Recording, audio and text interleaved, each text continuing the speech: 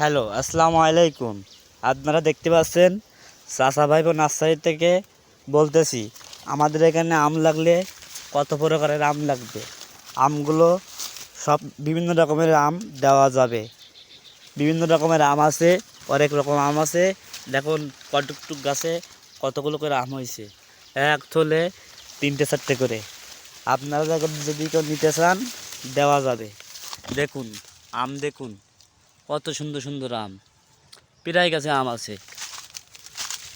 আপনারা যদি কেউ নিতে চান অনলাইনের মাধ্যমে কুরিয়ার সার্ভিসে দেওয়া যাবে।